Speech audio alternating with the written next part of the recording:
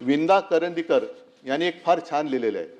त्याने असं लिहिलं आहे की ही लाट आहे तोवरी खुशाल तू गाजून घे, गाजण्याला अर्थ कितीसा ते जरा समजून घे. म्हणजे तू गाजतोयस, त्या लाटेवर आहेस म्हणून गाजतोयस, लाट गेल्यानंतर काय करशील.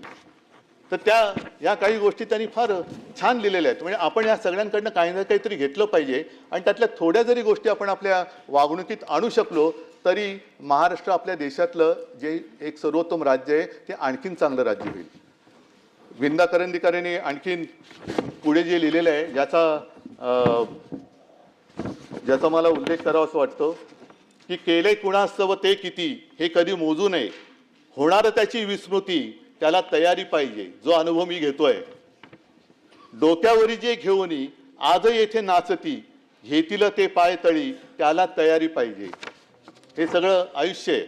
म्हणजे जे डोक्यावर घेऊन नाचतात तेच एक दिवस आपल्याला पायतळी तुडवायला बघत नाहीत, कारण त्यांना स्वतःला जेव्हा काही पाहिजे असतं त्यावेळी ते कोणी काय दिले हे काही न बघता ते आपल्याला सरळ तुडवून पुढे जात असतात. आणि हे विंदांचं झाल्यानंतर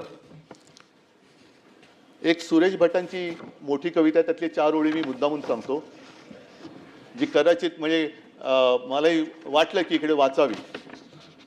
मित्र कोण आणि शत्रू कोण गणित साधे कळले नाही, नाही भेटला असा कोणी ज्याने मला छळले नाही, रुसून राहिले माझ्या अगदी जवळचेच पण मी कोणाला कळलोच नाही.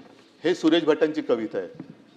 आणि मला असं वाटतं की हे जरी खरं असलं तरी मला जी काय संधी मिळाली होती त्या काळात जे मी केलं ते प्रामाणिकपणाने केलं, आणि ते प्रामाणिकपणाने केलं म्हणून महाराष्ट्रातली जनता